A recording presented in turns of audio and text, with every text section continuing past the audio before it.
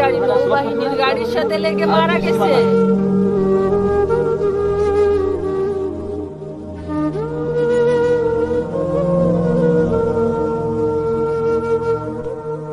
নতুন পুত্রবধূকে নিয়ে মোংলা উপজেলার শেলাবুনিয়া নিজ বাড়িতে ফেরার কথা ছিল বিএনপি নেতা আব্দুর রাজ্জাক ও তার পরিবারের সদস্যদের। স্বজন ও প্রতিবেশীরা মুখিয়েছিলেন বরবউকে বরণ করে নিতে, কিন্তু একটি সড়ক দুর্ঘটনার নিমিষেই সব আনন্দ বিষাদে পরিণত করেছে।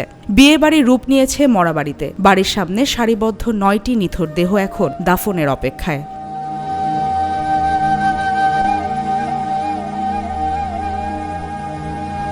বৃহস্পতিবার বিকেলে খুলনা মংলা মহাসড়কের বেলাই ব্রিজ এলাকায় নৌবাহিনীর স্টাফ বাসের সঙ্গে বরযাত্রীবাহী মাইক্রোবাসের মুখোমুখি সংঘর্ষে এই মর্মান্তিক ঘটনা ঘটে।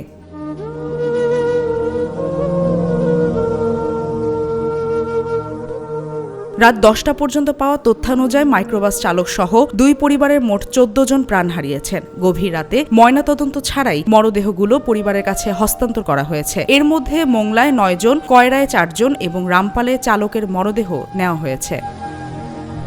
নিহত আব্দুর রাজ্জাক বাগেরহাটের মোংলা পৌরসভার 8 নং ওয়ার্ডের বিএনপির সভাপতি ছিলেন। তার 5 ছেলে ও 1 মেয়ে। গতকালের দুর্ঘটনায় নিহত হয়েছেন বর আহাদুর রহমান সাব্বির, কনে মার্জিয়া আক্তার মিতু, কনের বোন লামিয়া, নানি আনোয়ারা বেগম, দাদি রাশিদা বেগম, বরের বাবা বিএনপি নেতা আব্দুর রাজ্জাক, আঞ্জুমান, পুতুল, ঐশী, গাড়িচালক নাইম শেখ, শিশু ইরাম, সামিউল ও আলিফ।